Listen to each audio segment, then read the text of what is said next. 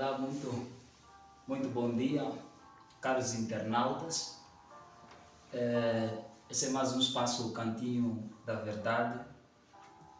E estamos aqui para mais uma conversa, se não mesmo para mais um estudo. E queremos, desde já, fazer uma breve apresentação do objetivo dessa mesa, para que então o pessoal saibam que dentro do Cantinho da Verdade nasceu mais um projeto, e o projeto é esse, de passarmos então a recapitular as lições da escola sabatina. E para os nossos caros internautas que não são adventistas de sétimo dia, a Igreja Adventista de sétimo dia trimestralmente estuda esse livrinho. E dentro desse livrinho nós encontramos ricas lições, às vezes interina entre 12 e 13 lições, e cada lição nós detalhamos um tema. E para esse trimestre nós estamos a estudar o livro de Efésios, e está a ser um manual interessante então para o auxílio da compreensão da carta que Paulo escreveu aos Éfesos. Então o nosso objetivo aqui com esse momento é para então estudarmos aquilo que são as lições da escola sabatina. E nós já estudamos várias lições, mas nós vamos começar com a lição número 8, tendo em conta a maneira como foi a dinâmica do projeto traçado. Então, estamos bastante gratos porque creio que estarão nos acompanhando. E como estão vendo, não estamos aqui sozinhos, temos aqui dois convidados e vamos já nos dirigir a eles para saudá-los calorosamente. Muito bom dia, Pastor Maurício, como estás? Muito bom dia, é um prazer estar aqui e ser convidado para o Cantinho da Verdade. Amém. O nosso obreiro do Humildes, como está? Graças a Deus estamos bem. É um prazer e um privilégio estar aqui para podermos compartilhar a palavra do Senhor por meio deste canal que é o Cantinho da Verdade Presente. Amém. Amém. Então você que está aí do outro lado, siga a nossa página no Facebook, o Cantinho da Verdade Presente, e também se inscreva no canal do YouTube, o Cantinho da Verdade Presente, e ativem o sininho das notificações para que então estejam atualizados na publicação dos vídeos que estaremos fazendo. Bem, antes de nós começar o nosso estudo, que é a lição número 8, nós vamos fazer uma breve recapitulação da lição número 7, que estudamos a semana passada com o tema O Corpo Unificado de Cristo. E quando nós olhamos, por exemplo, para essa metáfora, nós conseguimos perceber que o apóstolo Paulo usa para então fazer entender que a igreja é o corpo de Cristo, e que em Cristo a igreja precisa andar unida.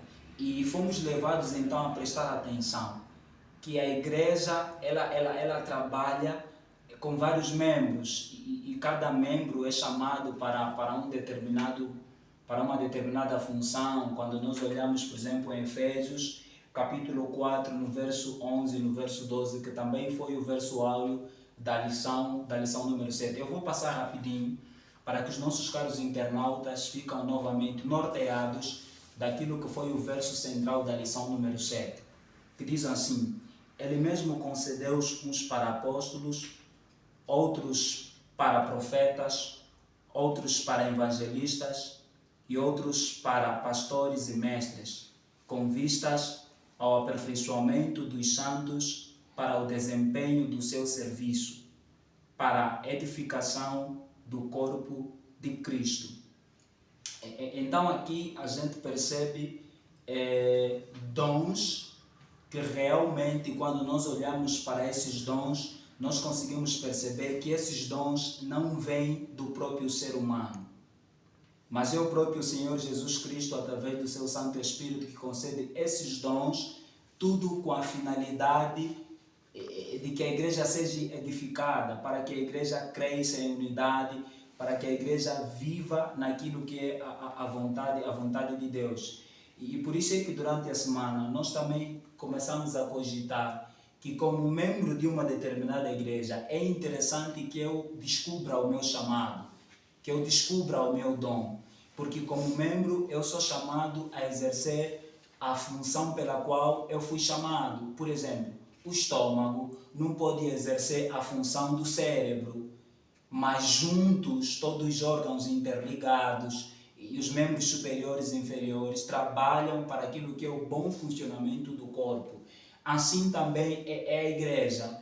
Quando o irmão Júlio entende que ele foi chamado para trabalhar na obra leiga, ele não vai se meter, por exemplo, na obra, por exemplo, de ancianato, ele não vai exigir, por exemplo, ser ancião, mas ele, com os anciãos, vão trabalhar de forma interligada para fazer então a igreja funcionar da melhor maneira. Eu acho que esse é o âmago que a gente poderia pegar da lição número 7, fazer entender que Cristo, o cabeça da igreja, e a igreja sendo o corpo de Cristo, a igreja em Cristo anda de acordo à vontade de Cristo, distribuída em vários dons, para então fazer chegar aquilo que é o Evangelho eterno às outras pessoas. E isso nos levaria então também a começarmos já a olhar naquilo que deve ser o estilo de vida de um membro ou em si da própria igreja. E olharíamos já para a lição número 8, que vamos falar então sobre moldados em Cristo e o discurso inspirado no Espírito. Esse é o tema da lição que nós vamos conversar aqui. Vai ser uma conversa mesmo muito, muito profunda, porque realmente os nossos convidados também estarão nos ajudando naquilo que será então a compreensão da lição número 8, que tem como tema Vida moldada em Cristo e discurso inspirado no Espírito. Então vamos compreender isso aqui na conversa que estaremos tendo. Então eu vou passar rapidinho no verso áureo para depois então nós abrirmos já a nossa conversa e permitirmos então que ela possa fluir para que os nossos caros internautas do outro lado possam então estar conectados conosco no mesmo Espírito.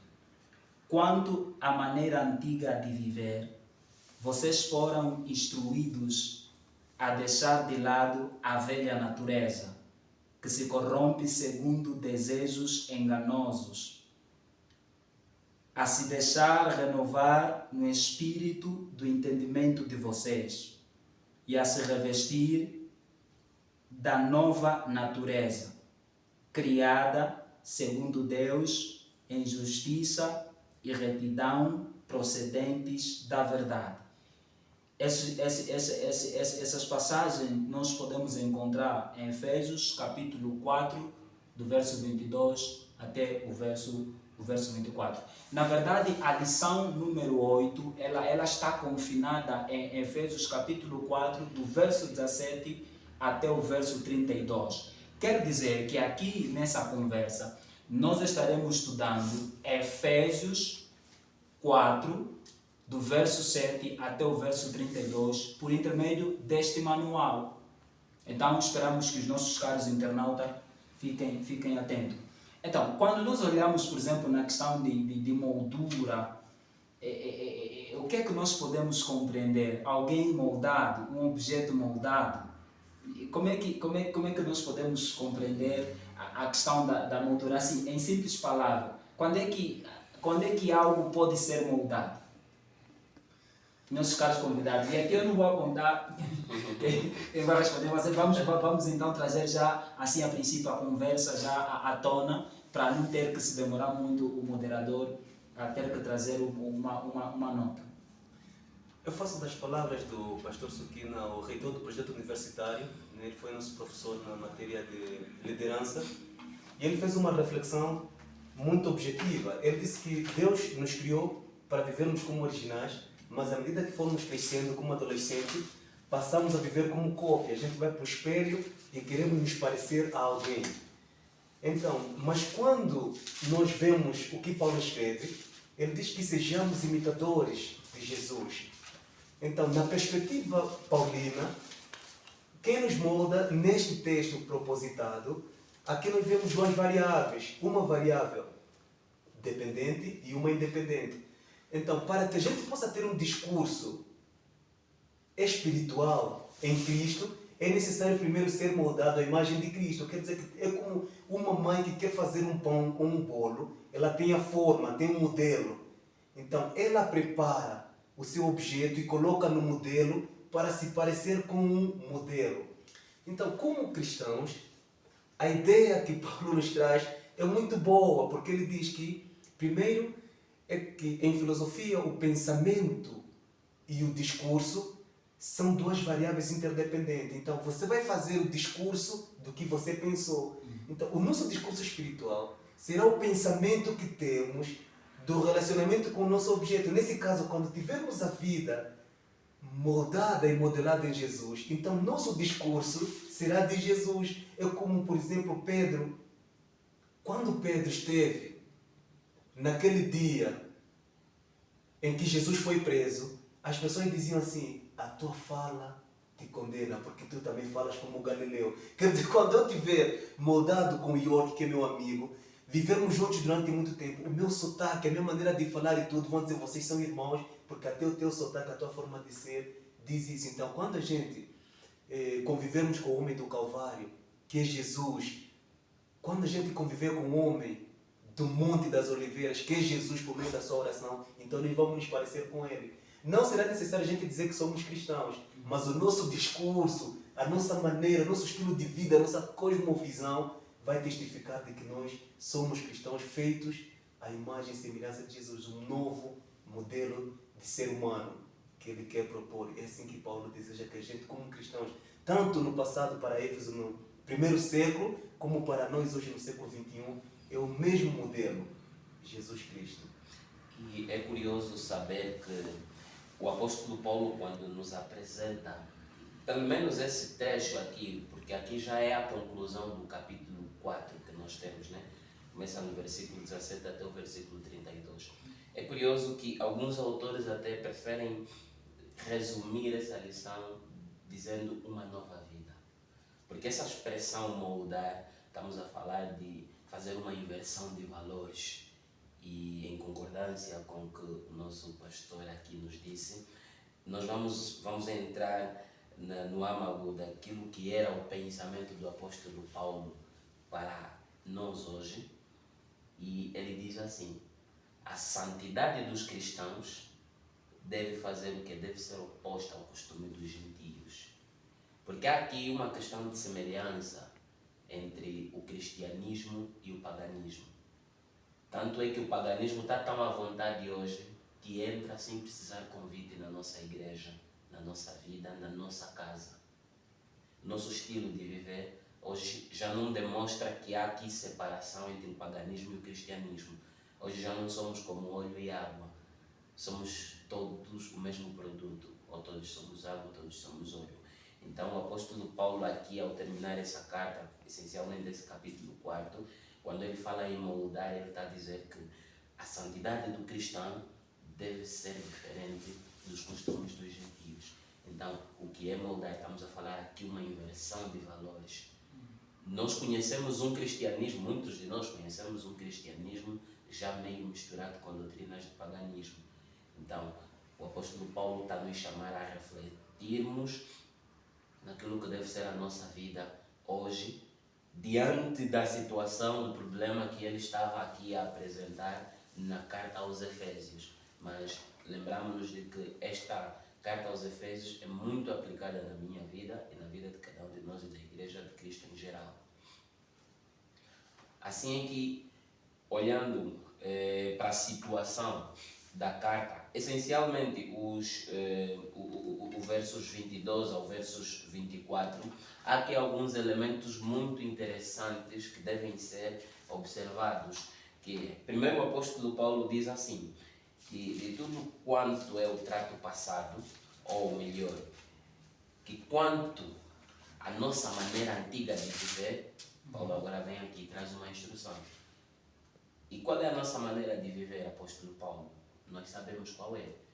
Sabemos que é a mesma que Josué traz ao povo, quando Josué já estava no limiar da sua idade, pronto a ir reformar-se no descanso da morte, Josué 24, 14 e 15, ele chama também a congregação e diz: quanto à vossa maneira de viver, vocês agora devem escolher a que Deus os devem adorar. Então, o apóstolo Paulo não está a falar para alguém que desconhece, não está a falar para um povo que não sabe o que é correto e que não sabe que está desviado. E porque essa também é uma das preocupações do anjo que traz a visão a João em Apocalipse, numa das cartas às igrejas. Diz assim: lembra-te onde caíste, arrependa-te, porque senão virei contra ti. O apóstolo Paulo diz: a vossa maneira de viver no passado devem fazer o quê? Colocar de lado. E porque todas aquelas concupiscências e enganos que nós estávamos acostumados a viver, devemos transformar, deve haver uma renovação no espírito do vosso sentido, da vossa forma de viver. Qual é esse espírito? Agora é que traz a segunda parte da lição, porque essa lição é subdividida em duas partes. Primeiro ela fala da questão de nós termos, primeiramente, uma vida transformada, é isso? Temos uma vida transformada ou mudada em Cristo, e depois temos um discurso inspirado no Espírito Santo, porque não há aqui nenhuma transformação sem que a mesma seja visível, porque há uma nota muito simples que diz que o nosso estilo de vida prega mais do que as nossas palavras, ou as nossas ações pregam mais do que as nossas palavras. Então, no desenvolvimento dessa lição, nós vamos entender, afinal de contas, qual é o benefício e qual será o fruto desse molde ou dessa mudança de vida da qual os irmãos aqui apresentaram. Então, se deu para perceber, e ainda olhando nos versos que fazem parte do verso áureo, a gente consegue encontrar aí duas palavras fundamentais, ou se não, poderíamos dizer 4 ou 2 frases, que estariam então sobre a demanda de natureza, a velha natureza e a nova natureza. Olhando para uma passagem da velha natureza para a nova natureza, nós podemos chamar isso de moldagem, uma vida a ser moldada, assim, em palavras simples. Se o nosso caro internauta quiser, assim, em poucos minutos perceber uma vida moldada, isso nos levaria a olhar de antiga natureza para a nova natureza? Olha, aqui há um pensamento que o autor traz, e eu até se calhar poderia começar a trazer esse exemplo, porque ele traz o exemplo de um homem, um mendigo, um cidadão, um morador de rua, todo desfigurado, enfim, e que conhece uma transformação radical na sua própria vida, em que teve a graça de se cruzar com alguém que lhe convidou a ir para um salão, tirou o cabelo, mudou-lhe as roupas, meteu-lhe uma veste bonita, e quando ele se olha no espelho, primeiro, não é só que ele viu a mudança física, mas ele sente uma mudança também no seu interior. O que acontece? Primeiro, lhe incomoda o facto de que ele estava acostumado a coçar a barba, com o cabelo comprido, uma roupa suja, e ele sente que está mais leve, está mais pesado, já consegue andar com estilo, né? E ele dá conta de que é uma mudança nele. Então, o que vai acontecer com essa questão, com essa pergunta? O autor resume dizendo assim, que ele inclui deixar-se primeiro renovar no espírito e no entendimento, ok? Vamos aqui trazer uma ilustração de alguém que tem um comportamento colérico. Quando ele conhece a Cristo, ele deve moldar esse comportamento, porque esse temperamento de cólera atrai muita discussão. Então ele deve conhecer uma transformação. E essa transformação deve começar por um encontro com Cristo. Depois ele diz que trazendo para a vida justiça e retidão. Estamos a ver aqui o molde, né? Estamos a ver as novas características, a nova natureza. Serem adquiridas por aquele que aceitou a Jesus. Certo, porque se eu não aceitar a Jesus, eu vou tentar forçar a fazer isso. E vai chegar um momento que vai quebrar a minha paciência, vai chegar no limite, porque eu não estou transformado completamente. Então, justiça e retidão. Depois, procedentes de uma verdade.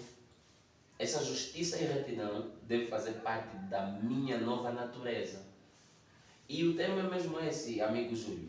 O tema é mesmo esse. Vida antiga e vida nova. Vida nova. Mas é uma vida transformada. Porque ainda nós conseguimos ver, mesmo no seio do cristianismo, pessoas há que até mesmo exercendo cargos, não conseguem ter uma transformação. Ele é sempre o mesmo homem de 2004, hoje em 2023, com os mesmos comportamentos, os mesmos temperamentos e as mesmas discussões.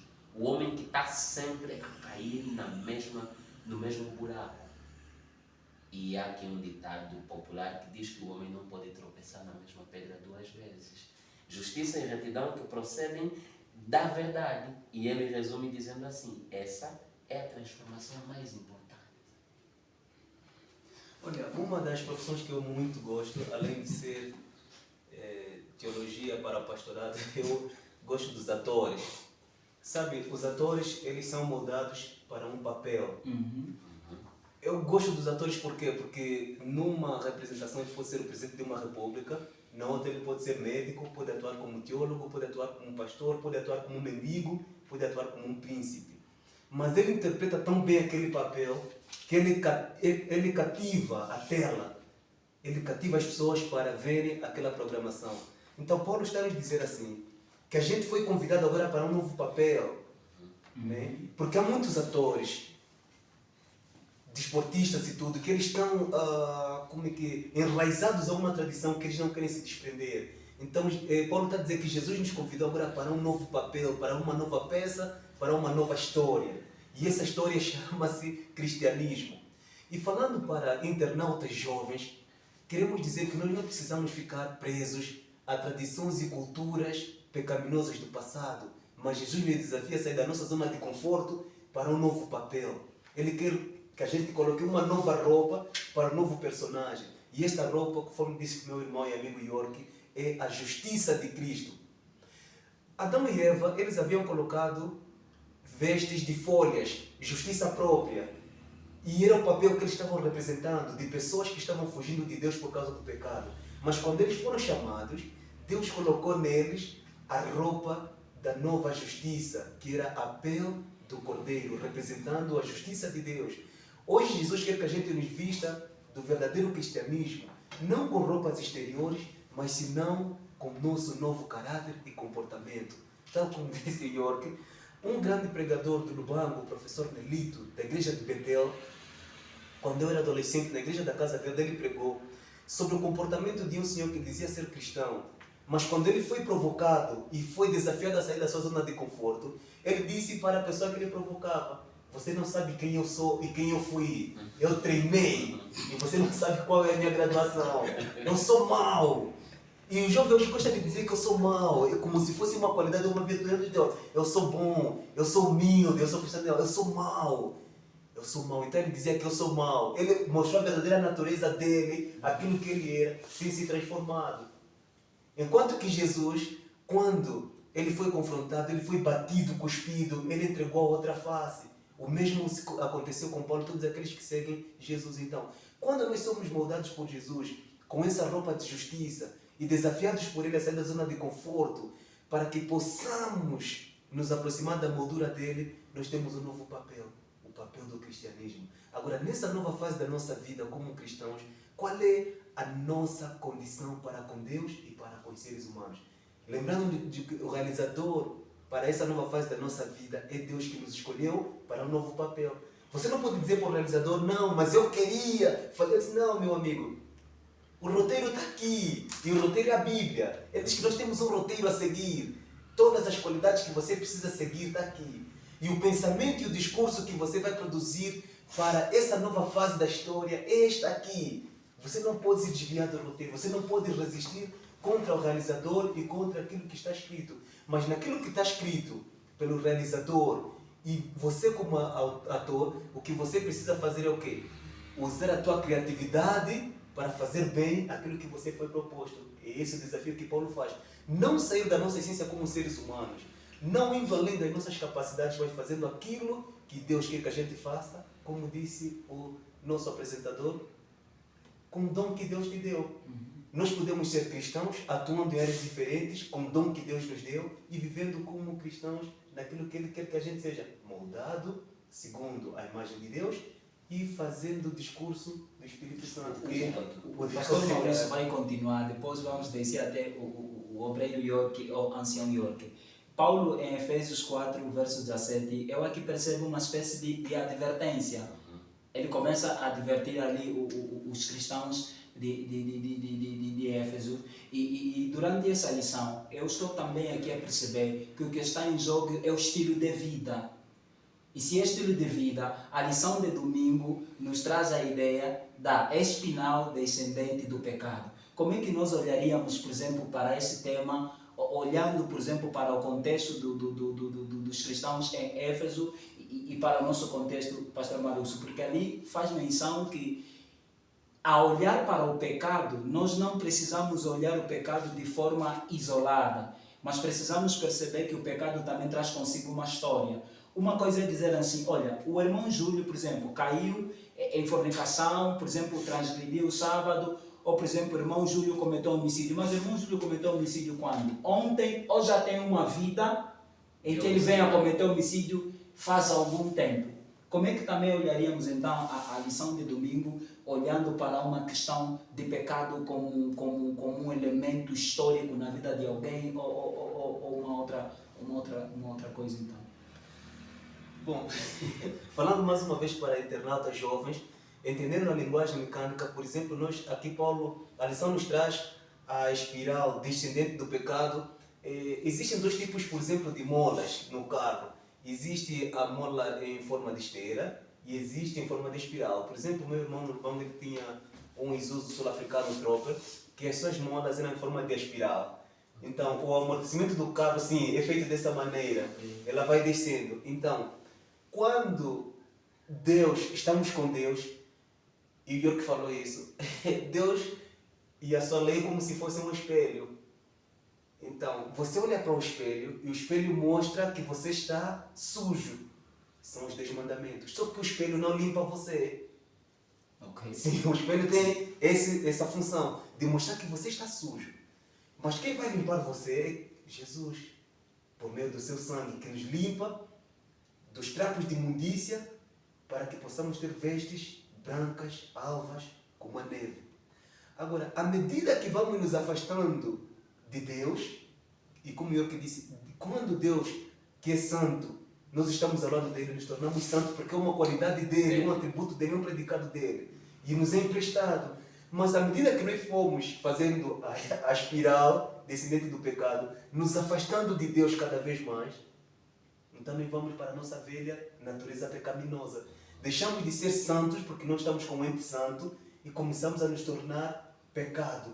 E esse afastamento traz consigo consequências. Quais são as consequências? Ao nos afastar de Deus, os nossos pensamentos já não são de Deus, nem sobre Deus, nem por Deus. Então começamos a ter os pensamentos mundanos. É por isso que, tal como disse o nosso apresentador, irmão Teixeira, aqui Paulo, no verso 17, diz que isto, portanto, digo e no Senhor testifico que não mais andeis como também andam os gentios na vaidade dos seus próprios pensamentos. Quando nós nos queremos mudar a imagem e semelhança de Deus com os nossos propósitos e caprichos, isso não funciona. Não funciona. Por quê? Porque nós queremos acomodar o nosso paganismo dentro do cristianismo. Então, queremos que o nosso pecado acariciado também seja transportado. E isso até mesmo com base nas culturas.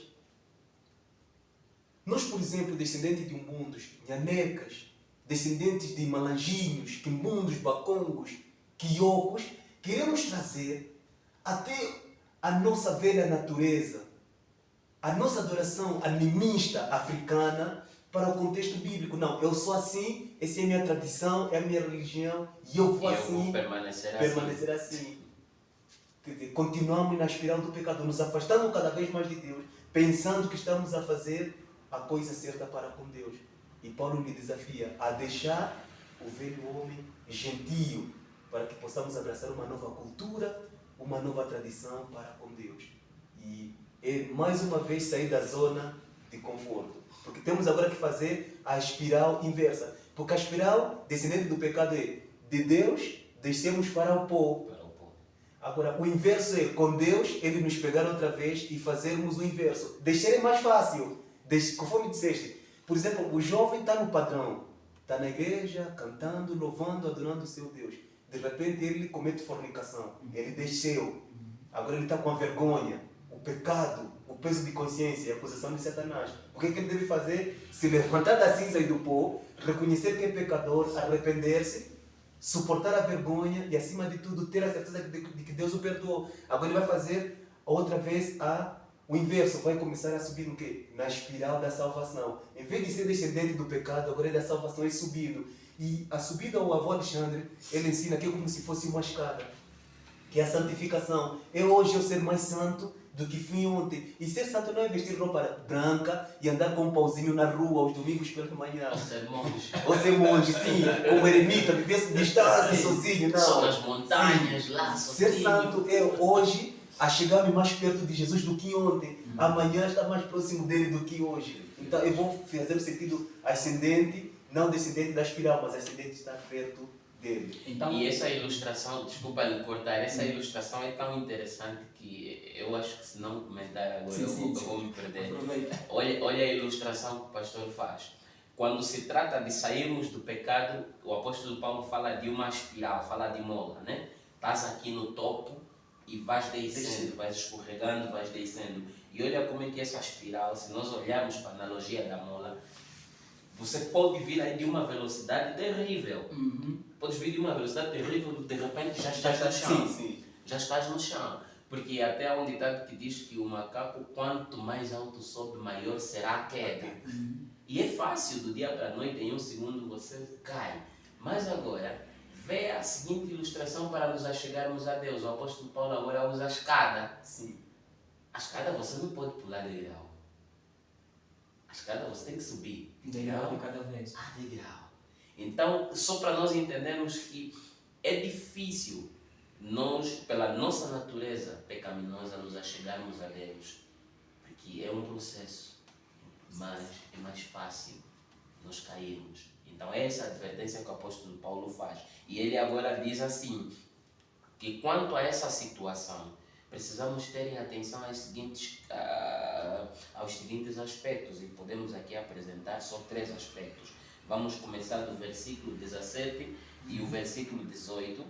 No versículo 17 e 18, o apóstolo Paulo fala primeiro ele traz aqui o alerta de que nós precisamos, e isso, na verdade, o apóstolo Paulo não está aqui a passar só uma informação, ele está a nos alertar. Precisamos deixar o nosso entendimento obscurecido, porque aqui o apóstolo Paulo diz que nós estamos entrenecidos no entendimento, separados da vida de Deus pela ignorância que há neles, pela dureza do nosso coração. Então ele resume dizendo que nós temos um entendimento obscurecido. A nossa mente está corrompida. Aquilo que é o conhecimento de Deus está obscurecido. E é o que acontece hoje. O pastor está a insistir em dizer nos internautas jovens, nós jovens temos muitos problemas. Para nós tudo é diversão, a vida é uma festa. Inclusive o sermão deve ter aquele momento lá que mexe o corpo e sacode, tira gargalhadas, enfim. Só assim é que eu vou dizer que foi uma boa pregação. Então esse aqui é um entendimento obscurecido. Porque as coisas de Deus, de acordo com o princípio que Deus nos traz, João 4:24, Deus é Espírito. Importa que a adoração a Ele deve ser feita em Espírito e em verdade. É claro que nós aqui já abrimos um parênteses, né? Tratar de uma santidade no cristianismo não quer dizer o termo literal de andar com roupas brancas. E quando o pastor falava disso, eu sorri porque lembrei que eu tenho um amigo assim, que ele acha que teve um encontro com Deus e agora só deve vestir roupas brancas de janeiro a janeiro do outro ano. Porque ele assim está a demonstrar que está a cumprir com o princípio bíblico de ter umas vestes novas. E nós conhecemos igrejas assim, só que nós estamos numa rede mundial e nós não podemos aqui difamar ninguém, mas conhecemos religiões que acham que vestindo-se de branco estão santos. Estão santos por uma má interpretação daquilo que é o texto bíblico. O segundo princípio ele diz da espiritualidade insensível. Estamos no versículo 19, versos 19, os quais, havendo perdido todo sentimento se entregaram à dissolução para com a avidez e cometeram toda a impureza. Estamos a falar de uma santidade, uma espiritualidade insensível. Agora, quando nós caímos na santidade insensível, cometemos os maiores erros que a juventude comete hoje, que é cairmos na sexualidade depravada. Versículo 19, parte B ainda, que é a imoralidade. Ela aqui termina dizendo cometeram toda a impureza. Há aqui versões, se calhar, que aparecem, cometeram todo tipo de imoralidade. Então estamos a falar da sexualidade depravada. E ontem, comentando com um amigo, eu disse que a nossa depravação sexual está tão aguçada que há pessoas que são capazes de se excitar só com um bidão de água mineral. Ele vê água mineral e fica logo excitado. Porque vendemos água mineral com uma mulher sem roupa. Ah, sim! Porque está tudo depravado, mas isso começa por quê? Porque nós não estamos a vigiar os sentidos da nossa alma, que são a audição. O que é que nós vemos? O que é que nós consumimos? O que é que nós comemos? O que é que nós ouvimos? Qual é o estilo de música que nós nos alimentamos? Tudo isso vai contribuir para este assunto. E a gente chama de as avenidas da alma. As avenidas da alma. Então, esse todo contraste nos leva a cogitar numa reforma profunda. Exato. Porque a consumação do apelo que o apóstolo Paulo está a fazer para nós, nessas lições aqui de Efésios e outras mais que nós já tivemos, é a lição de 2017, terceiro trimestre, reavivamento e reforma. É reavivamento e reforma. Ela não é que diz assim, é a mais urgente necessidade da igreja. Reavivamento e reforma. E aqui que vamos nos reformar de quê? Okay, sim. E aí olharíamos a lição de segunda-feira, uma dramática mudança, não sei se estou em erro, uma dramática mudança de roupa. Uma dramática mudança de roupa. Aquele, o nosso senhor da introdução. O senhor João da introdução. Sim. O senhor José Antônio, ele tem uma história fantástica. E ele disse que não só mudou a sua aparência, mas mudou a sua vida. A sua vida. Cristo nos dá uma nova roupagem que muda toda a nossa vida. Sim, e essa roupagem começou lá no jardim. Quando Adão e Eva, Adão com o seu fato verde, não sei se era verde petróleo, se era verde como este aqui. É verde vegetariano. Ele usou seu fato verde e a sua esposa um lindo vestido verde. E ele achou que era o melhor alfaiate de todos os tempos. E Jesus disse que aquela roupa estava totalmente fora de questão e fora de uso e de moda. Estava ultrapassada porque com o sol devia se queimar. Então Deus providenciou para eles a roupa do cordeiro. Roupa durável. Porque sabemos que a lã que vem dos cordeiros são mais duráveis e dá para lavar e tudo. De fato de folha, por mais que seja ecológico e vegetariano, não duraria para muito tempo. Então, fazendo essa comparação e essa análise, Paulo, como um bom professor, e ele tem autoridade para falar com esse pessoal da igreja de Éfeso, porque ele foi o fundador desta igreja. Apesar de estar na cadeia, ele faz uma carta eloquente e desafiadora para que eles possam mudar de atitude. Então ele faz essas comparações. A nível dos meus amigos alfaiates e tudo, eu uma vez comentei com um dos mestres e eu disse, olha, existem padrões no tipo de vestimenta. O tipo de roupa que você usa diz se você é um mendigo. O tipo de roupa que você usa diz se você é um estudante, de qual curso que você está a fazer. O tipo de roupa que você usa diz qual é a profissão que você tem. Seja médico, seja bancário, executivo, pedreiro, arquiteto. A roupa denuncia aquilo que você faz. Por isso, existe uma capa de púrpura que era usada por reis, e para humilhar a condição do rei Jesus, Pilatos mandou colocar o seu manto de púrpura para Jesus. Mas na cruz do Calvário, os homens, quando tiraram a túnica de Jesus, eu não sei quem havia feito aquela túnica que ele usava, mas era uma túnica de uma costura, era de uma só peça. É por isso que eles tiveram dificuldade em separar aquela túnica. Então, a roupa de Adão e Eva a roupa de Jesus e a nossa roupa, existe uma demonstração daquilo que ela ilustra. Hoje, por exemplo, as cores, em psicologia, as cores têm os seus significados.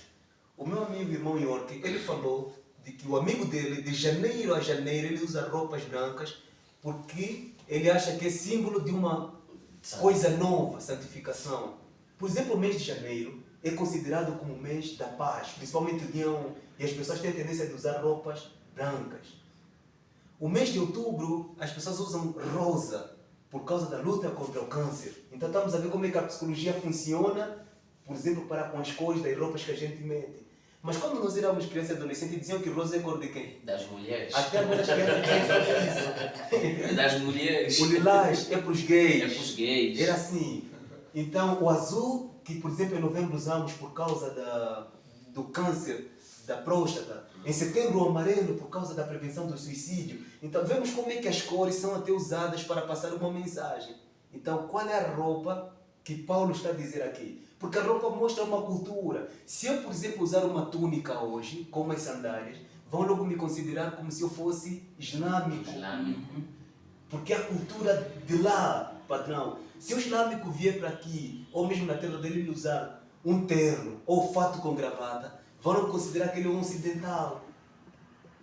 Então, a nossa cultura, por exemplo, no sul de Angola, o Nene, o Willa e Namibe, principalmente na Willa onde eu cresci, na cidade de Lubango, os Nhaneca usam aquilo que chamamos de vinquane.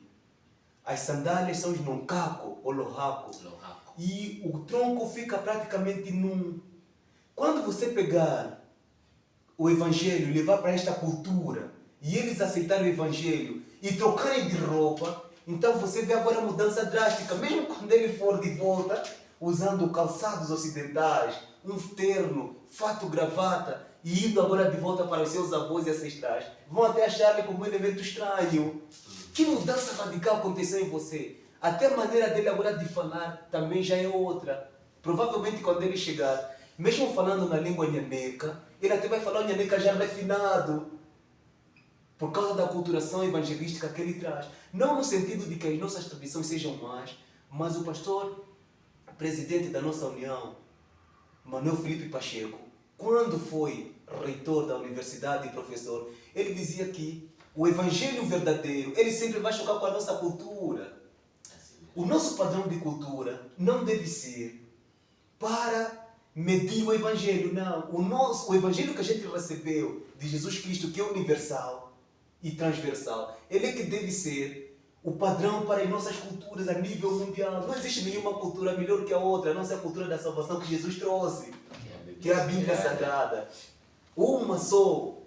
Então, esta verdade que o Cantinho da Verdade quer passar para os nossos internautas, quer dizer que não existe nenhuma cultura melhor que a outra, mas culturas diversificadas pelo pecado, trazendo o seu melhor para que o Evangelho possa passar. Então, como cristãos, como seguidores de Jesus, devemos ter aquilo que Jesus fez, ser radicais. A cultura hebreia tem aspectos positivos e negativos. E Jesus foi radical. Tudo aquilo que era bom do judaísmo, ele aproveitou, valorizou e passou como legado. Tudo aquilo que era mau ficou, é o que Paulo também seguiu. Porque até Paulo teve uma discussão com Pedro. Como sendo tu judeus, obrigas os gentios a viverem como judeus, mas tu não vives como eles? Quando os teus amigos judeus não haviam chegado, você estava com os não-judeus, comeste com eles. Mas quando os teus amigos chegaram, você se afastou. Quantas vezes nós fazemos isso?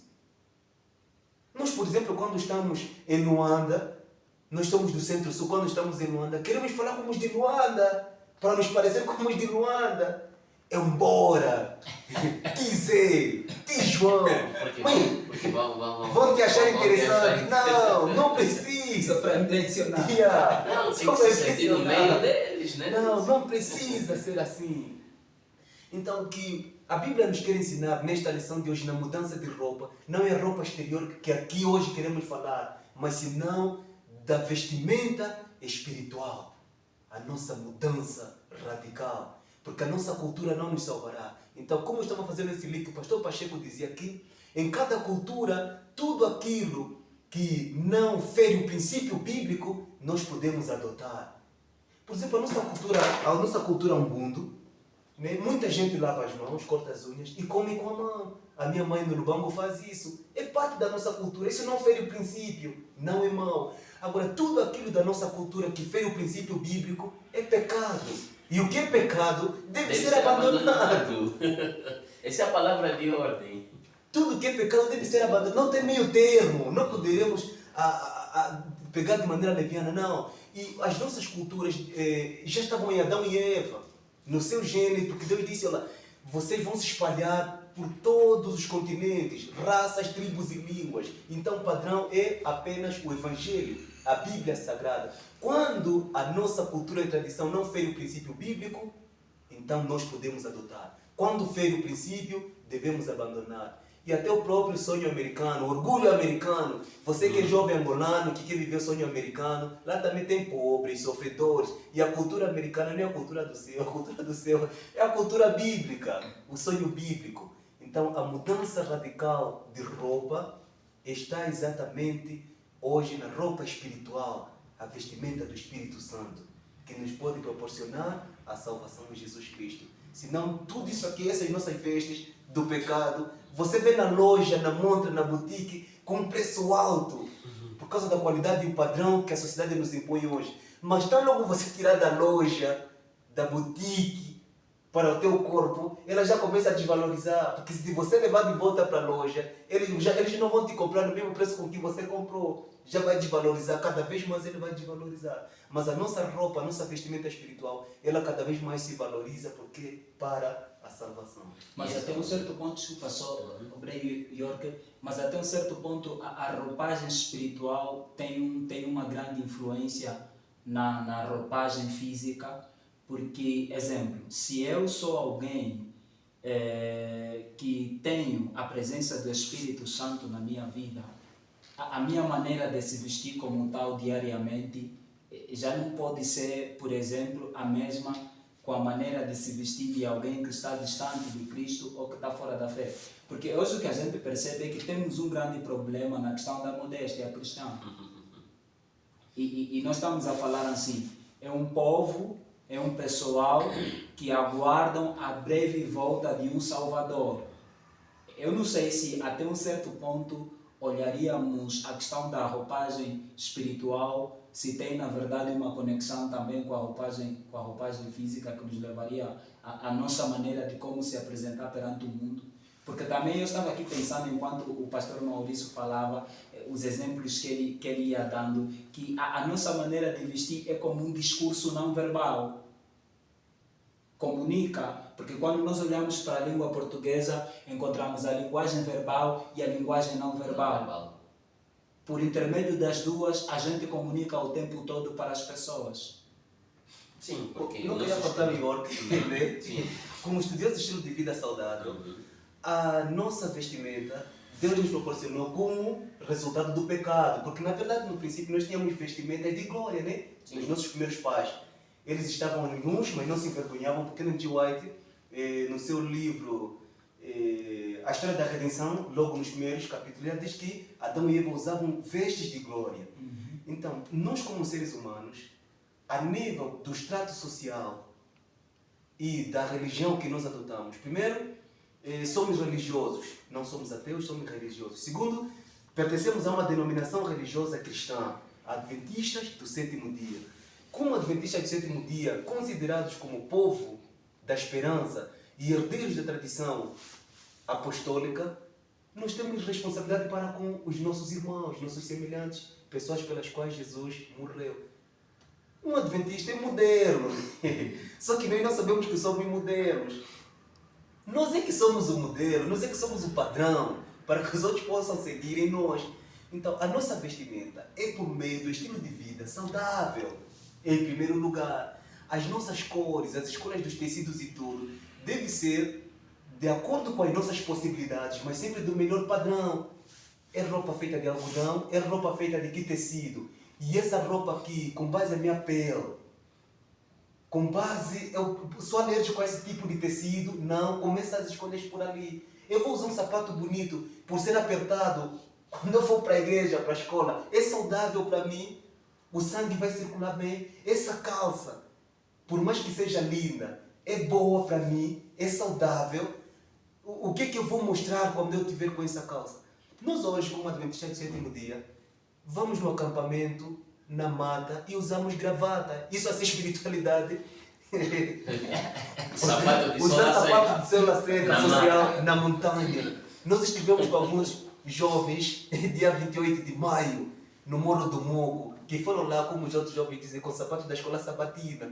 E alguns os sapatos quebraram-se lá. Porque ele é espiritual, só usa sapato social. Foi no Morro do Moco, ponto mais alto de Angola, com sapato Da social. escola sabatina. Então nós devemos ver os contextos. Nós temos também jovens hoje que transportam, por exemplo, a cultura ocidental não cristã para a igreja. Mas você vai na igreja com sapatilha, você no governo provincial, você não vai ter com a governadora e o presidente de sapatilha. É um evento que não é desportivo. Você está descontextualizado. Então a roupa deve ser contextual, para o cristão deve ser contextual. Por mais que você seja o melhor adventista do sétimo dia jovem da tua igreja, não podes ir educação física de fato e gravata. E também não podes ir na igreja de roupa olímpica.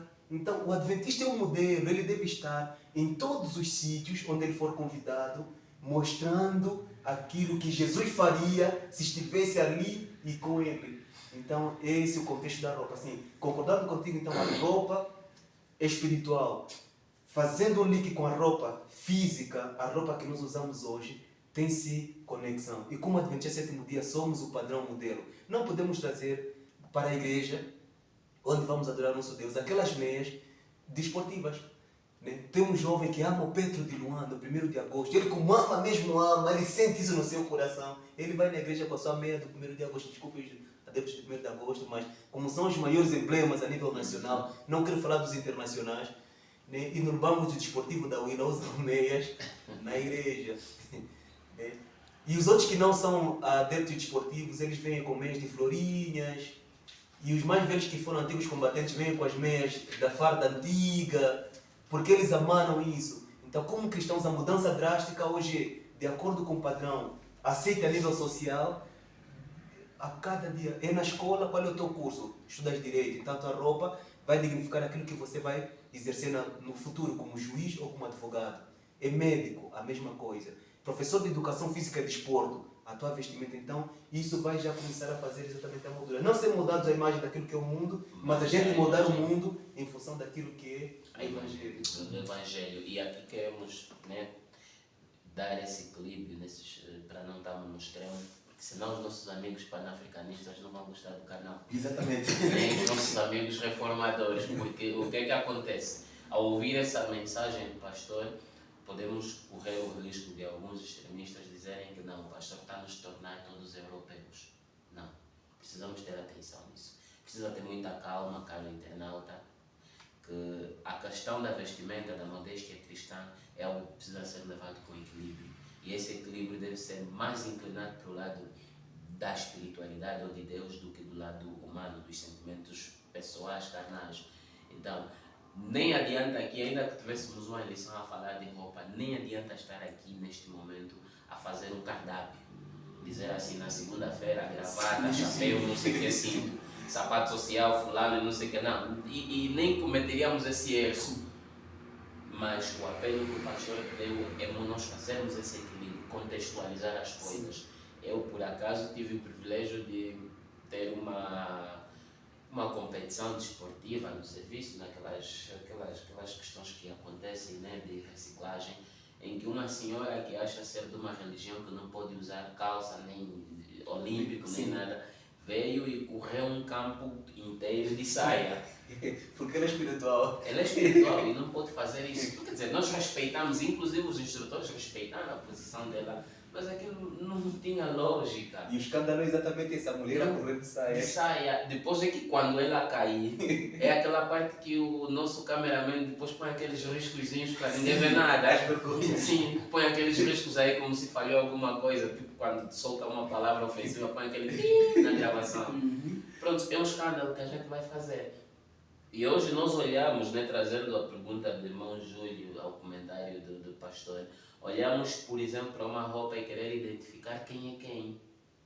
Se eu aparecer aqui com esse terno aqui diante da igreja e dizer assim, eu sou ancião, ninguém vai duvidar. Sim. Mas deixa vir o irmão Júlio assim como está e dizer assim, eu sou ancião. Dizer assim, o que é? O mesmo acontece com o pastor. Se calhar os internautas vão olhar para a vestimenta do pastor e duvidar. Não, o pastor que nós estamos acostumados a gravata chega até aqui. E o casaco até aqui. O casaco até aqui. E aqui nos pés você não consegue ver a marca do sapato porque aquilo está lá a boiar e esse sim é pastor.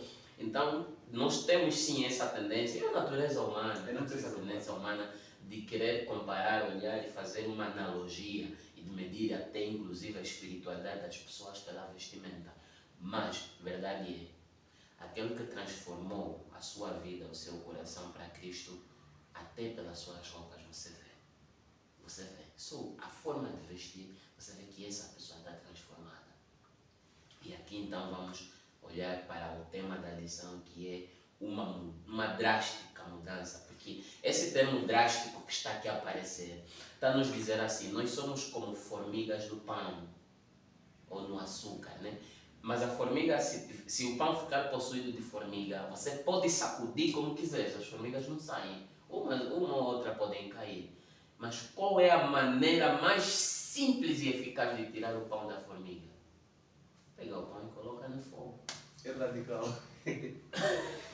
Essa é a maneira radical. Sim, então, radical. é o termo que está a aparecer aqui na lição. Uma drástica mudança de roupa, porque, olha, irmãos, eu não vou vos enganar, o pecado é saboroso. A nossa vida de conflito, a nossa vida de nos deleitarmos no prazer do mundo, e porque o termo é mesmo prazer Do mundo. é mesmo prazeroso.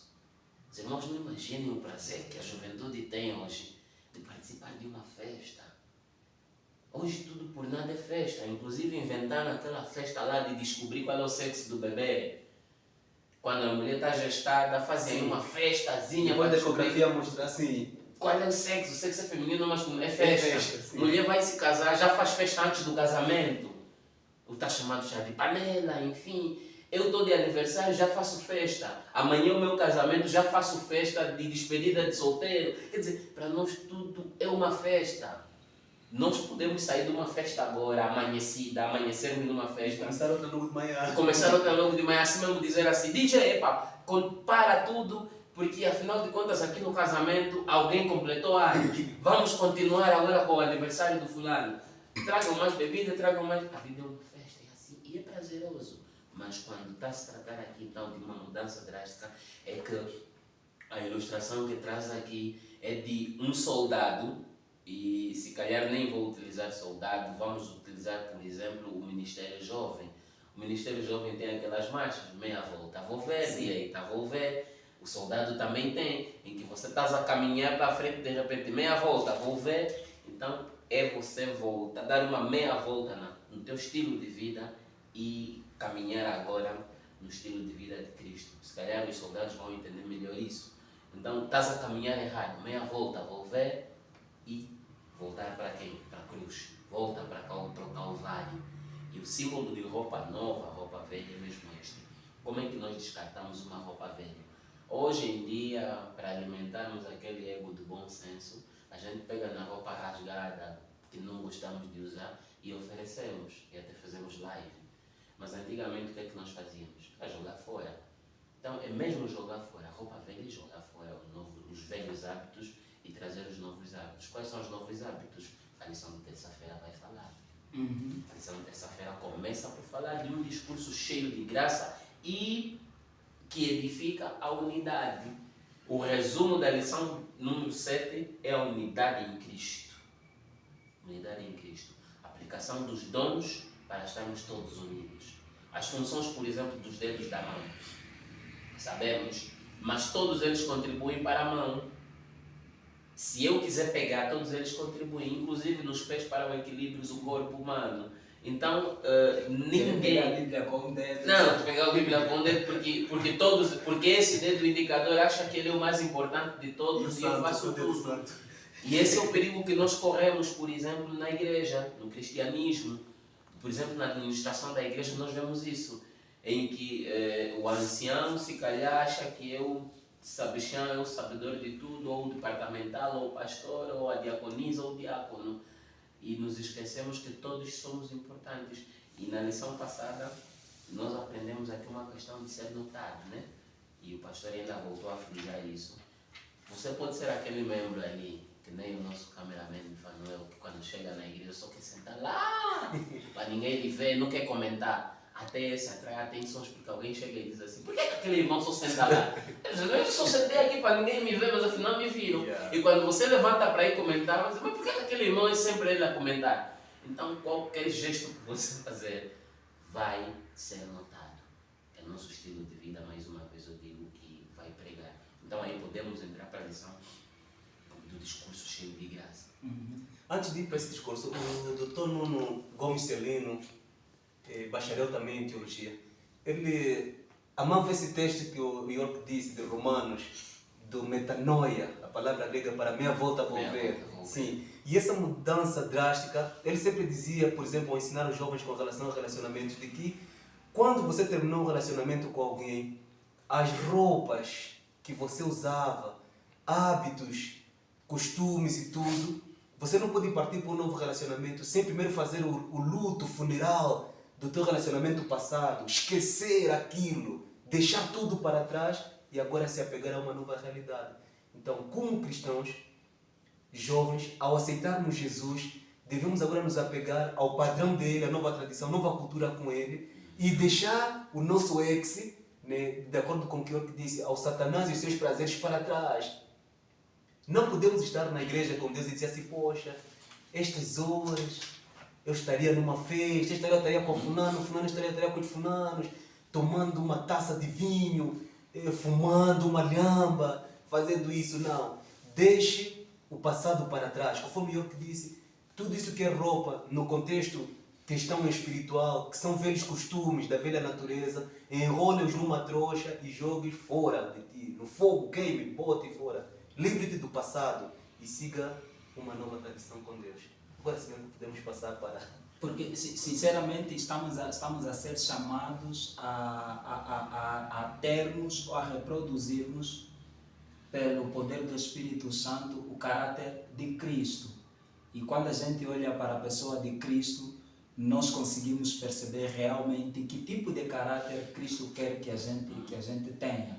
E eu, quando olho para a carta aos Efésios, consigo perceber que a carta aos Efésios é um discurso cheio de graça para os cristãos de Éfeso. Um argumento escrito cheio de graça. E então isso nos levaria a começarmos já a argumentar, e vamos começar já a fazer link com a lição de quarta e com a lição também de quinta-feira. Vamos juntar terça, quarta, quinta. Um discurso cheio de graça que realmente edifica a unidade da igreja. Quer dizer que dentro da igreja tem que ter um único discurso. E esse discurso deve estar cheio de graça. Cheio de graça. Favor imerecido. E até eu vou começar por comentar essa lição trazendo um exemplo atual, né? Questões que acontecem no dia a dia. Como administradores da casa do Senhor e como administradores do lar, existem questões que, aliás, nós somos seres humanos e somos tentados pela nossa imperfeição, somos tentados à ira.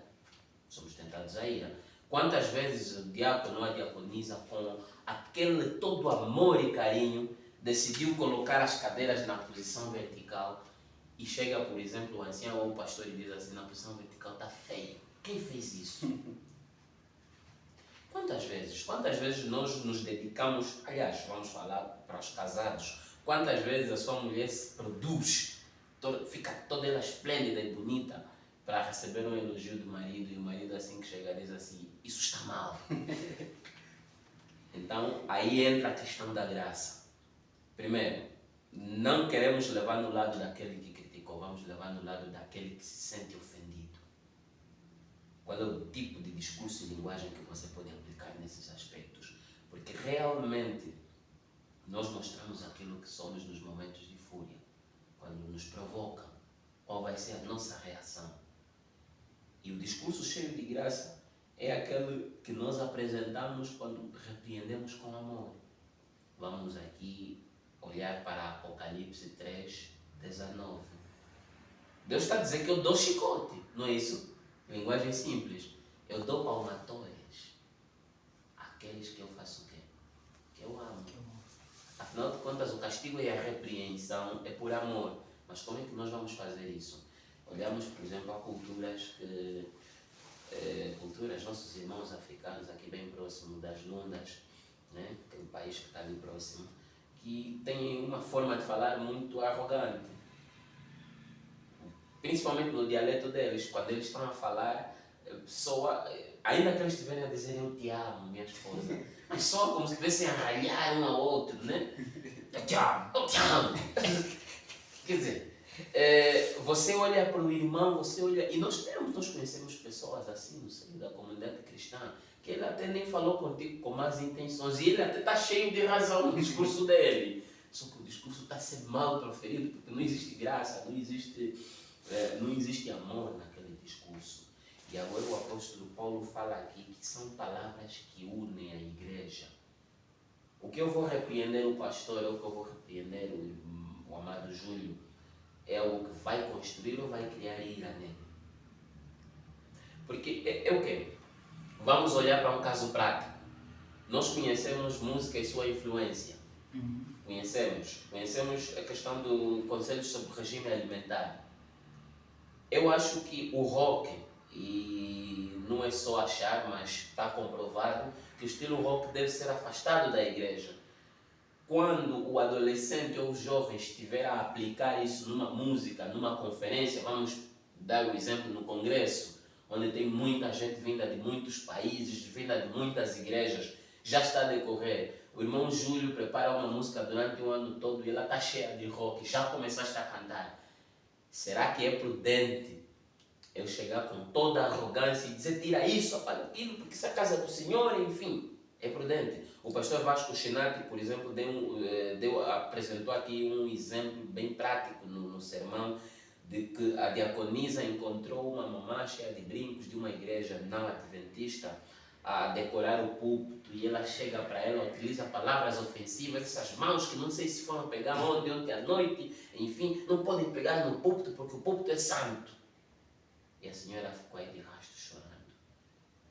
Mas a santidade afinal está no objeto ou está no Deus que nós adoramos? Porque Deus diz que não habita em templos feitos por mãos humanas, não é isso? Então precisa haver um equilíbrio no nosso discurso.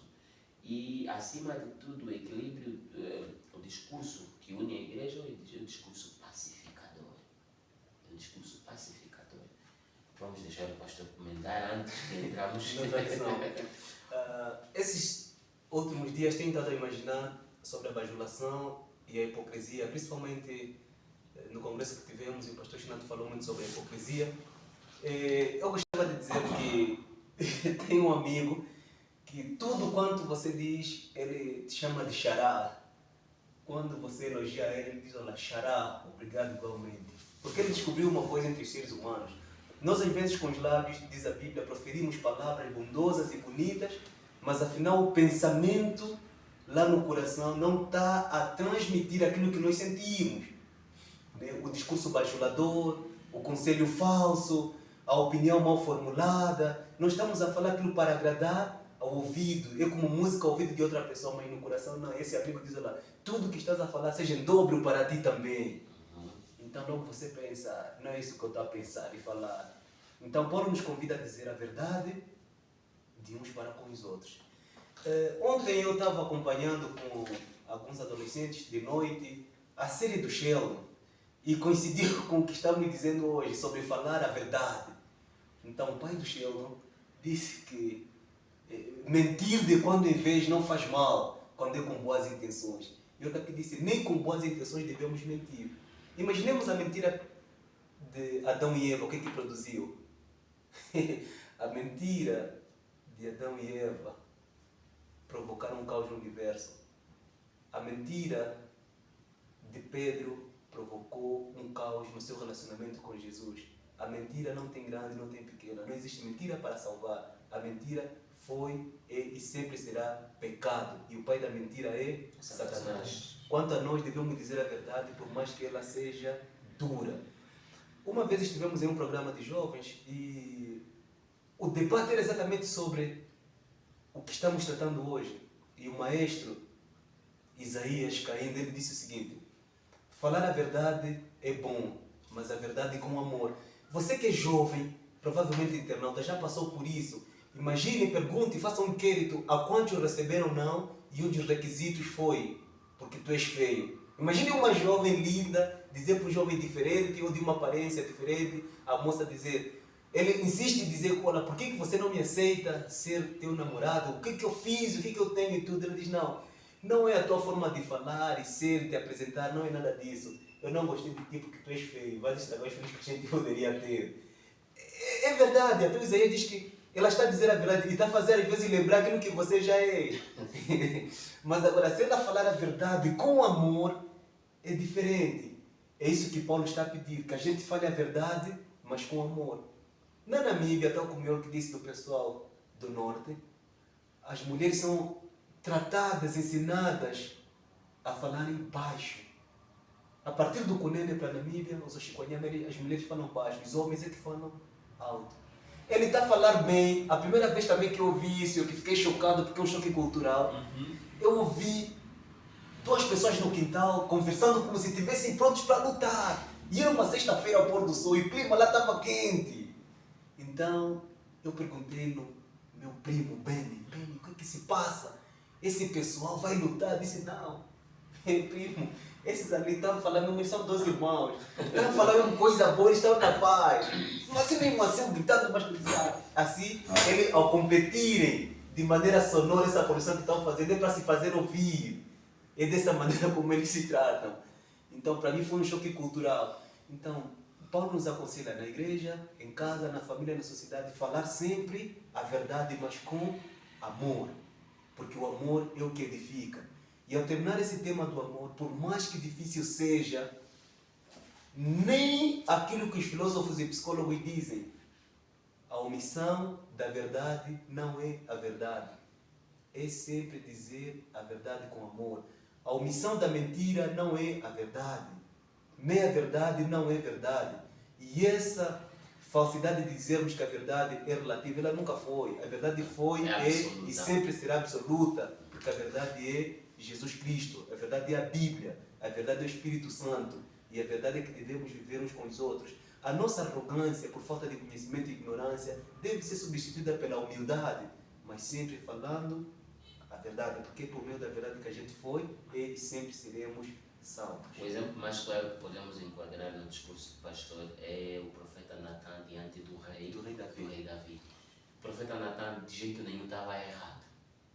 E ele chamou a atenção do rei por intermédio da ilustração. Foi o método mais sábio de apresentar a verdade perante o rei, porque ele sabia que perante um soberano, chegar e acusar, dizer assim, ó soberano, você é um fornicador, ou você é um adúltero, então ele só vai dizer assim, carrasco, cortem, porque esse camarada nem me respeita. Então ele chegou de forma solene e apresentou a questão, e foi o rei que disse assim, esse homem merece o quê? Merece morrer. O profeta disse, papá, antes de ditar a sentença na pergunta, disse, como assim? Fale ainda abaixo, que todos estão a ouvir. Puxou num canto o rei, disse assim, estou a falar de você. Disse, Então, quero dizer, devemos apresentar os nossos discursos de forma sábia. Irmãos, não importa o quanto foste ferido, mas ao repreender ou apresentar um discurso a alguém, dirija-te de forma sábia. Dirija-te de forma prudente para que, ao invés de você causar mais ira no outro, você consiga lhe fazer entender que ele está errado.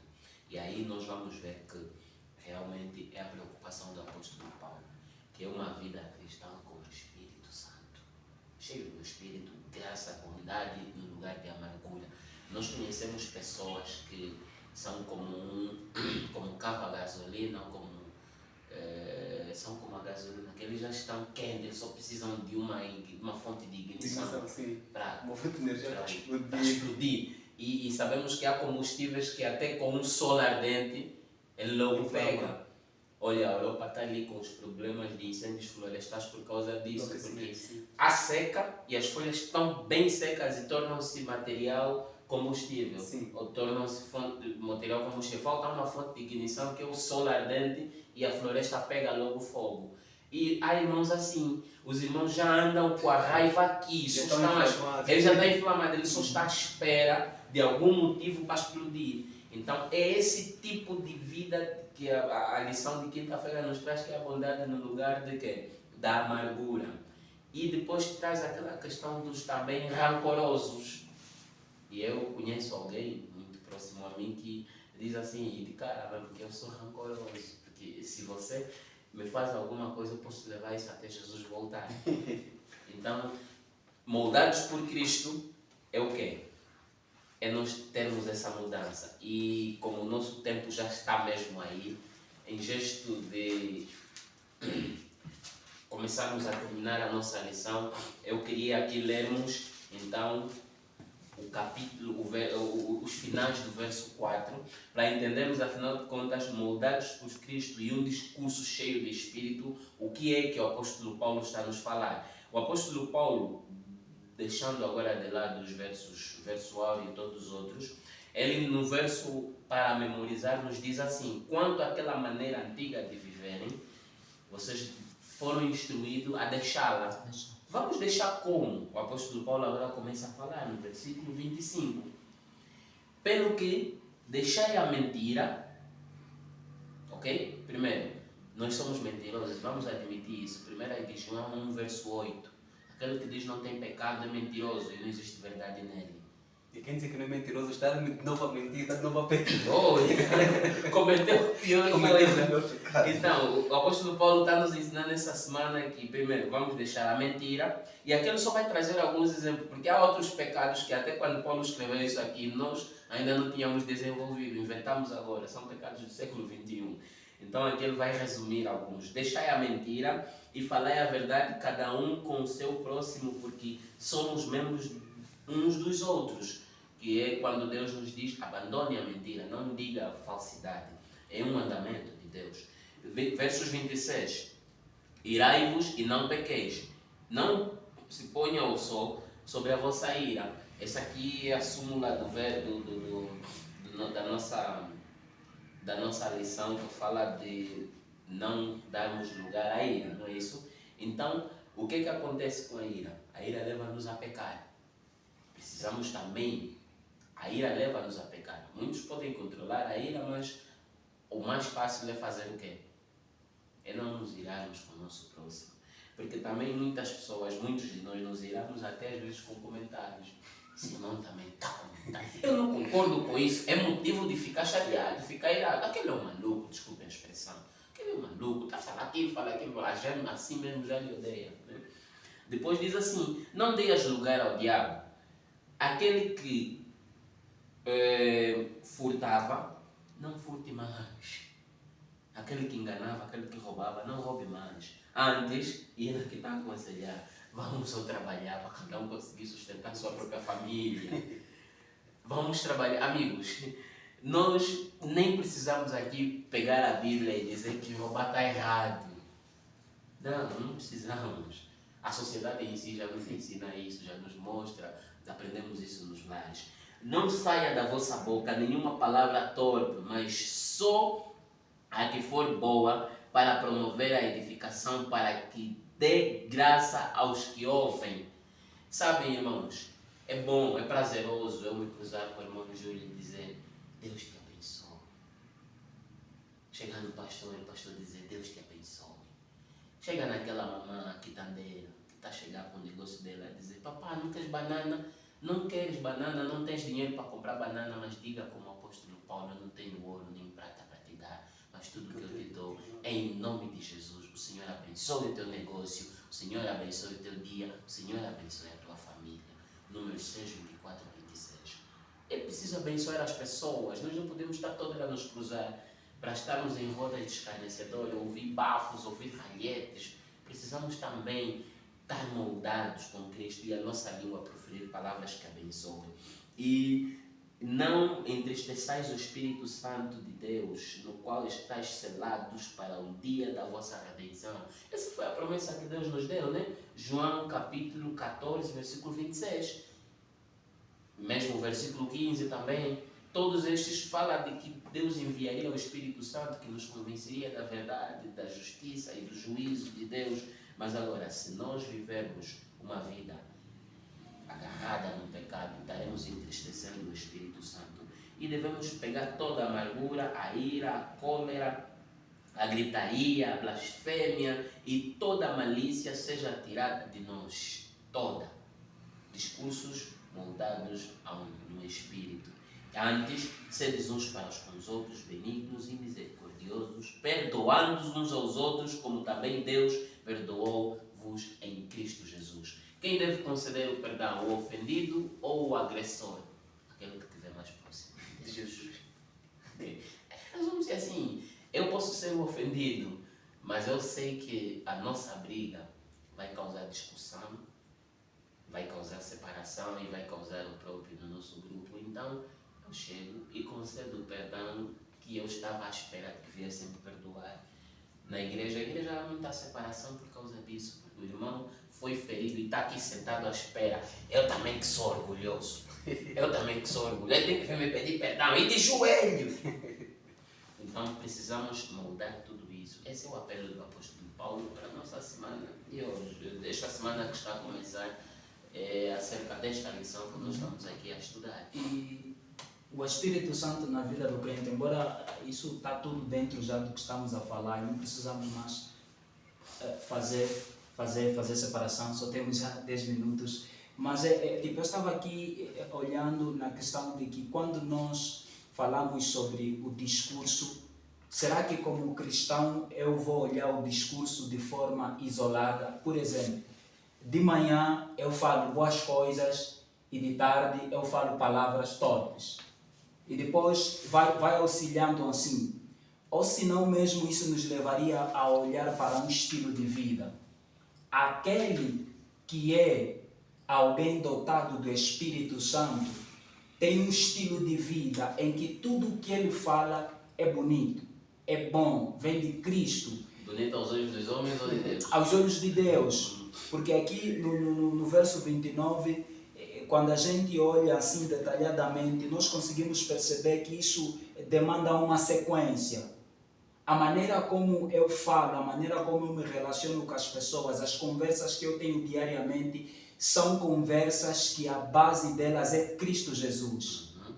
É Cristo Jesus. Porque nós sabemos o trabalho que Cristo está fazendo.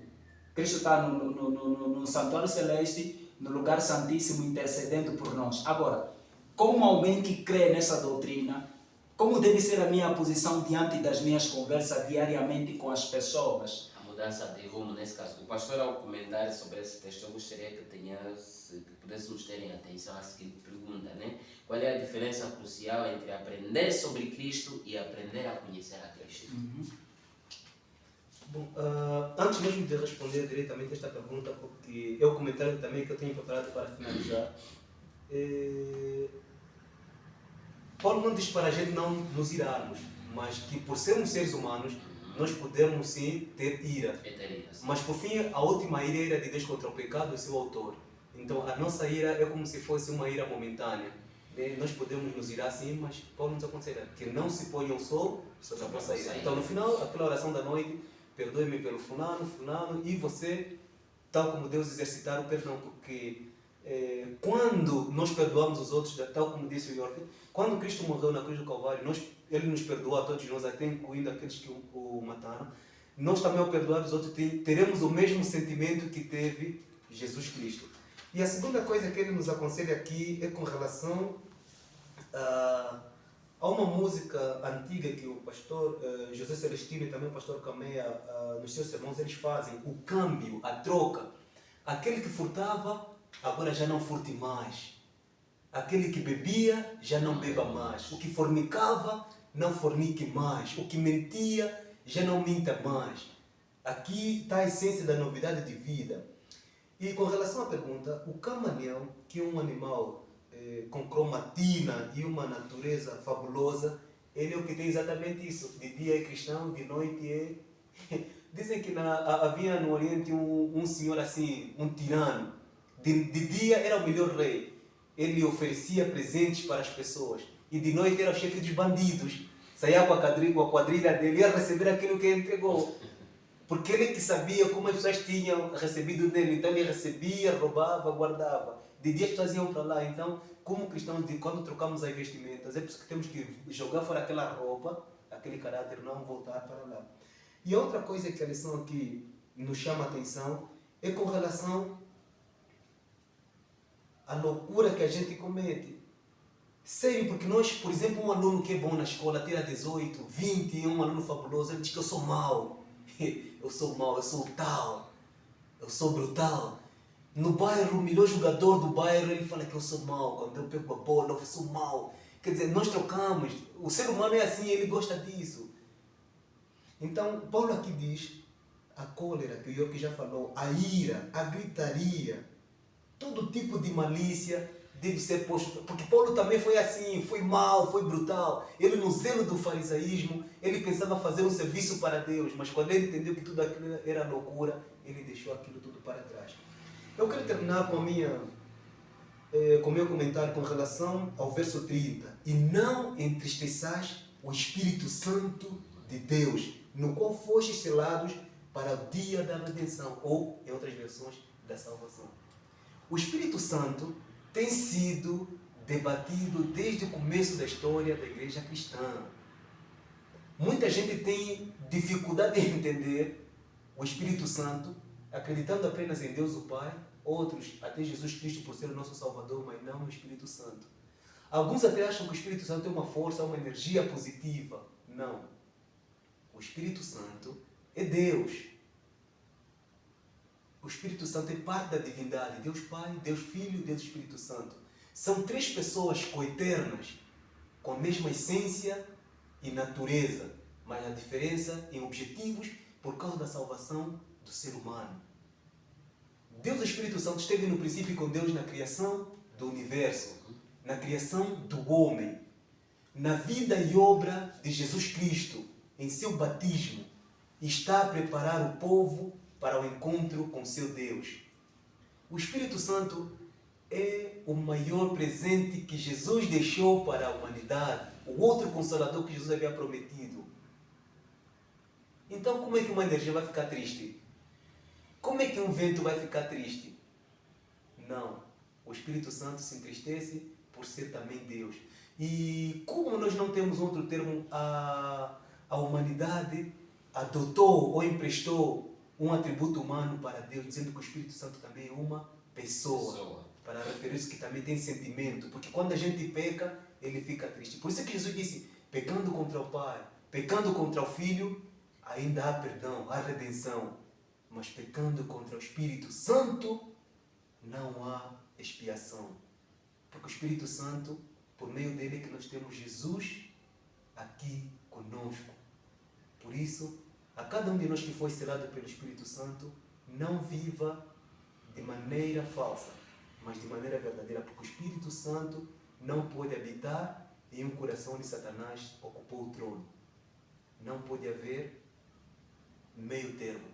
Ou aceitamos a Jesus, tendo o Espírito Santo de Deus em nossa vida, ou então rejeitamos a Jesus e Satanás toma o controle da nossa vida, estaremos perdidos para sempre. Sabem, conforme disse meu irmão e amigo York, ser jovem é bom, e essa é a melhor fase da vida, porque até o próprio jovem Salomão, um dos mais ricos do mundo, se não o mais rico do mundo, no seu tempo, o mais sábio, ele disse que enquanto se é jovem, devemos aproveitar e desfrutar dessa fase. Porque quando a gente envelhecer, não teremos prazer nestes dias. O prazer que a gente busca. Alguns jovens buscam o prazer no sexo, o prazer no fumo, na droga, o prazer na bebida alcoólica, o prazer em festas. São todos esses prazeres efêmeros, passageiros e que no final trazem dor. Mas como jovens cristãos, deixando tudo para trás, seguindo os exemplos de João, Tiago, Paulo, foram jovens e felizes, porque a felicidade cristã, ela começa em um ponto pequeno e vai se tornando cada vez maior até nos encontrarmos com Jesus. Esta igreja que a gente faz parte, a Adventista do Sétimo Dia, foi iniciada por jovens que deixaram o mundo e seus prazeres e abraçaram Jesus. A lições de que nosso autor disse foi escrita por um jovem, James White, que o chamamos de Tiago White. Com 21 anos de idade, preparou lição para que pudéssemos estudar a Bíblia de maneira metódica. E hoje, o que ele começou, mais de 35 milhões de Adventistas do Sétimo Dia ao redor do mundo, em mais de 235 países, dos 237 conhecidos e reconhecidos pela ONU, estudam a Bíblia por meio disto que um jovem começou. Ellen G. White, com 17 anos, abandonou o mundo para se apegar a Jesus. Joseph Bates vendeu seu barco para produzir a verdade, para conduzir a Jesus. O seu estilo de vida era moldado em Cristo e o seu discurso transbordava no Cristo que eles adoravam e que eles queriam que ele voltasse rápido. Qual é a nossa decisão? O que nós devemos fazer? Apenas curtir as lives?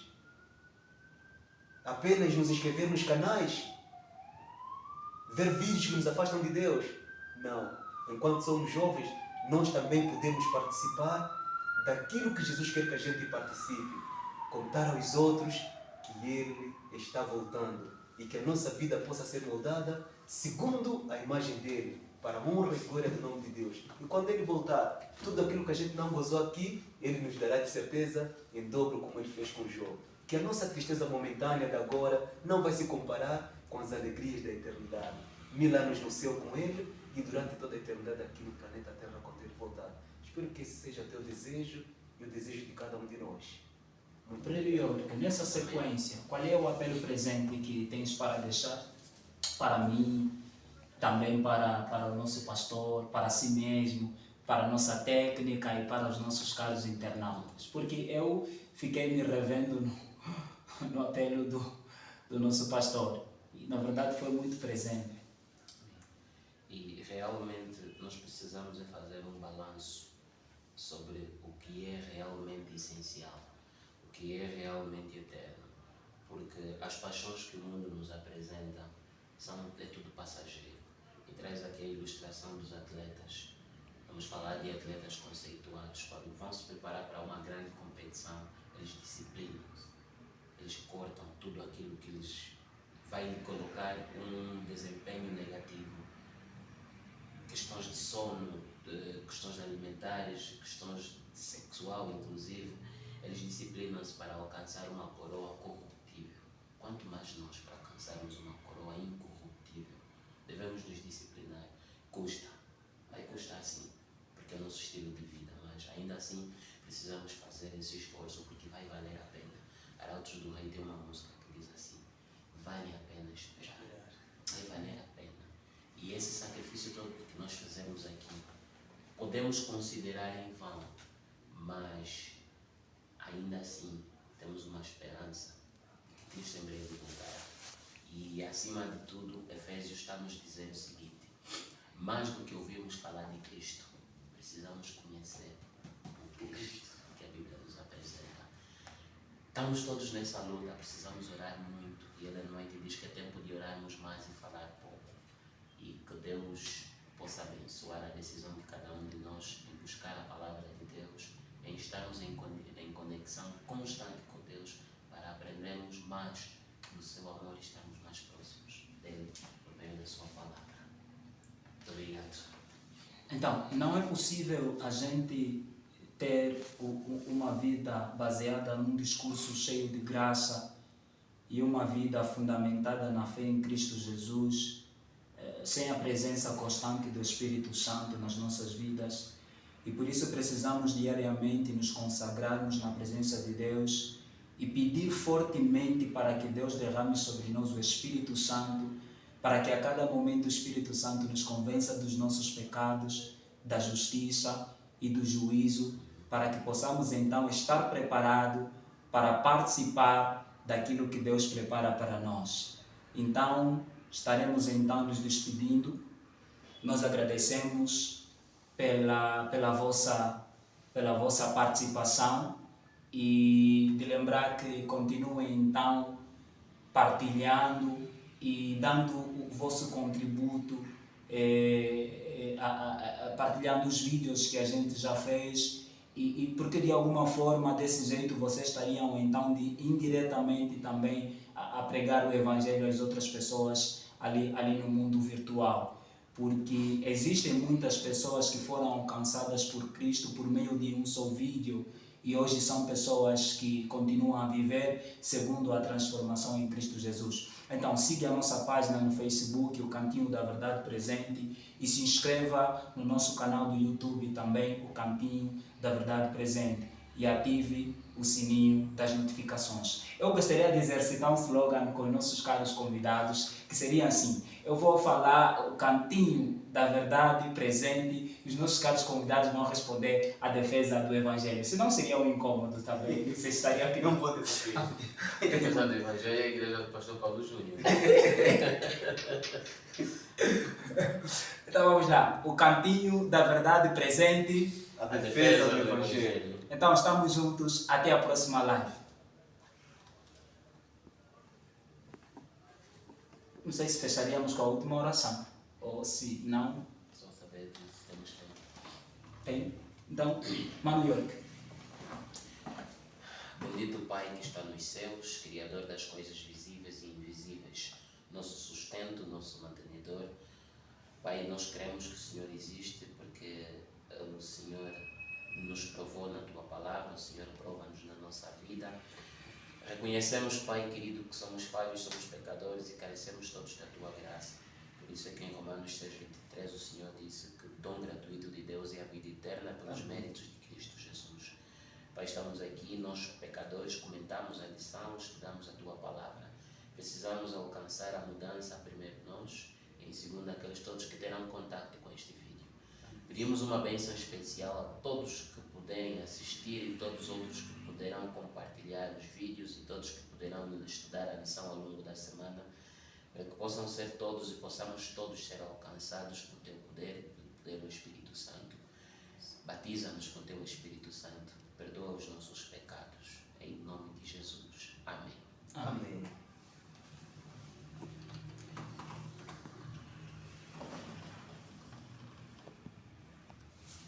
Encerrado. Opa, ok. Olha aí, a gente já está ligado. Já.